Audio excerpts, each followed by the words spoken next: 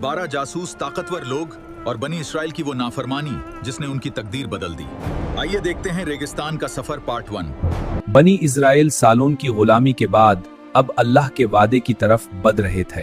अल्लाह ने हजरत मूसा अलैहिस्सलाम के जरिए हुक्म दिया, अर्ज़े मुक़द्दस में दाखिल हो जाओ। ये वही पाक जमीन थी जो अल्लाह ने बनी इस्राइल के लिए मुकर्रर की थी, लेकिन उस जमीन में कौमें जबारिन रहती थी, जिनके ऊंचे किले और मजबूत जिस्म देखकर लोग डर जाते थे।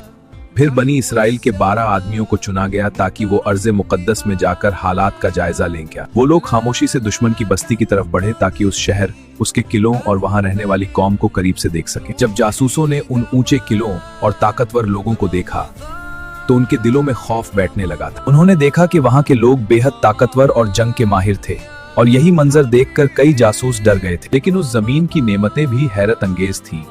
फल इतने बड़े और जमीन इतनी जरखेज थी कि जासूस उसकी निशानियां अपने साथ ले आए।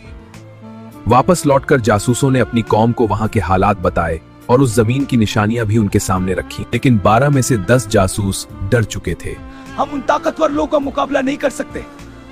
जासूसों की बातों ने पूरी कौम के दिलों में खौफ भर दिया और बनी इस्राइल मायूसी और डर में डूब गए। फिर बनी इस्राइल ने साफ इनकार कर दिया। उन्होंने कहा, जब तक वो ताकतवर लोग वहां मौजूद हैं, हम उस शहर में कभी दाखिल नहीं होंगे। लेकिन उसी कौम में 2 मोमिन मर्द, यूशा बिन नून और कालेब बिन युफन्ना, अब भी अल्लाह के वादे पर पूरा यकीन रखते थे। उन्होंने कौम को समझाया, अगर तुम अल्लाह पर भरोसा रखो तो यही ताकतवर लोग तुमसे डरने लगेंगे। लेकिन बनी इस्राइल का गुस्सा और बढ़ गया और वो उन दोनों मोमिन मर्दों के खिलाफ खड़े हो गए। कौम हक की बात सुनने को तैयार नहीं थी और यहीं से शुरू हुई बनी इस्राइल की सबसे बड़ी आजमाइश। पर बनी इस्राइल ने कहा, ए मूसी, जब तक वो लोग वहां मौजूद हैं, हम हरगिज इस शहर में दाखिल नहीं होंगे। उन्होंने घमंड और डर में ये तक कह दिया, आप और आपका रब जाकर लड़िए, हम तो यहीं बैठे रहेंगे। इसके आगे क्या हुआ जानने के लिए सब्सक्राइब करें। अल्लाह हाफिज।